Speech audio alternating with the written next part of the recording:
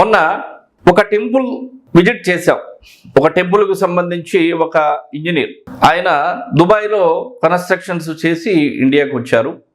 ఇండియాకు వచ్చిన తర్వాత ఒక అద్భుతమైనటువంటి దేవాలయ నిర్మాణం చేశారు, ఆల్రెడీ చేశారు.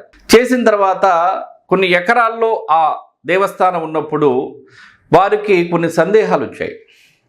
వచ్చినప్పుడు వేరే వారి ద్వారా మమ్మల్ని కాంటాక్ట్ అయ్యి మమ్మల్ని పిలిపించడం జరిగితే మేము వెళ్ళి విజిట్ చేశాం.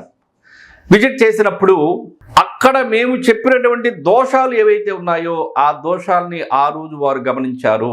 అంటే నేను వారి గురించి తప్పు చెప్పట్లేదు, ఆయనకు తెలియదు.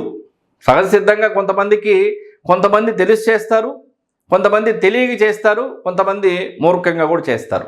ఆయనకు తెలియదు కాబట్టి కొన్ని సందేహాలు వచ్చి పిలిపించటం, అడగటం, మేము చెప్పేటప్పుడు దానికి సంబంధించి ఒక క్లారిఫికేషన్ అనేది ఇచ్చిన తర్వాత అతను చేసినటువంటి మిస్టేక్స్ ఏవైతే ఉన్నాయో వాటిని అతను గ్రహించాడు. అతను చేసినటువంటి మిస్టేక్ ఏంటంటే ఉచ్చ స్థానంలో కాకుండా నీచ స్థానంలో సింహద్వార నిర్ణయం చేశాడు. ఆ నిర్మాణానికి సంబంధించి సింహద్వారాలు అలాగే పెట్టారు, కిటికీలు అలాగే పెట్టారు. అంటే సింహద్వారం ఎప్పుడూ కూడా ఉచ్చ స్థానంలోనే పెట్టాలి, నీచ స్థానంలో పెట్టకూడదు.